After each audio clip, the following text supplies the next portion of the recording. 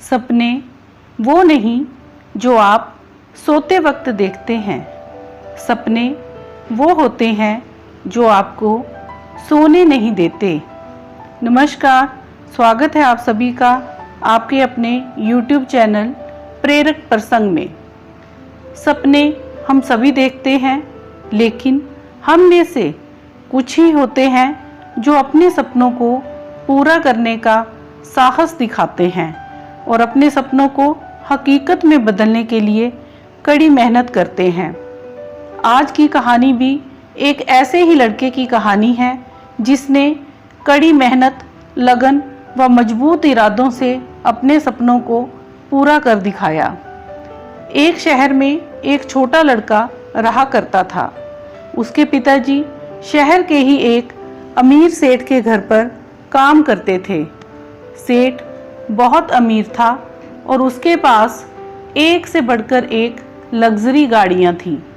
लड़का अपने पिता को दिन भर उन गाड़ियों की साफ सफाई करते देखता और सोचता कि मेरे पिताजी इतनी मेहनत करते हैं, फिर भी उन्हें वो मान सम्मान नहीं मिलता जो लोग सेठ को देते हैं।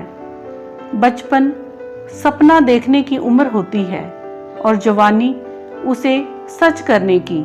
और ऐसे ही उस लड़के ने भी सपना देखना शुरू कर दिया कि एक दिन उसके पास भी इतनी ही दौलत होगी और बहुत सारी गाड़ियां होंगी। उसे भी वो मान सम्मान मिलेगा जो उस सेठ को मिलता है। फिर एक दिन लड़के के स्कूल में उसके टीचर ने सभी बच्चों से एक लेख लिखने को कहा, जिसमें उन्हें बताना था कि वो बड़े होकर क्या बनना चाहते हैं। उस लड़के ने रात भर जागकर एक बहुत ही बेहतरीन लेख लिखा और साथ ही अपने सपने को उसमें पूरी तरह बताते हुए उसमें घर और गाड़ियों का चित्र भी बना दिया और अगले दिन अपने टीचर को अपना लेख दे दिया। टीचर ने सभी कॉपियां जांचने के बाद रिजल्ट सुनाया तो लड़के को अजीब लगा, क्योंकि उन्होंने उस लड़के द्वारा मेहनत से लिखे गए उस लेख के लिए कोई मार्क्स नहीं दिए थे और उस पर बड़े अक्षरों से फेल लिख दिया।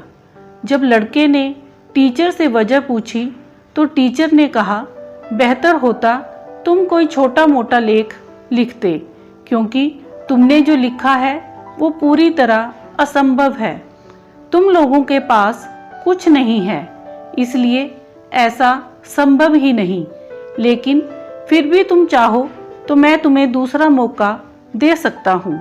तुम इस लेख को दोबारा लिखो, कोई रियल गोल बना लो। मैं तुम्हें दोबारा नंबर देने के बारे में फिर से सोच सकता हूँ। लड़का उस कॉपी को लेकर घर गया और उस पर काफ़ी सोचा, लेकिन उसे पूरी रात नींद नहीं आई।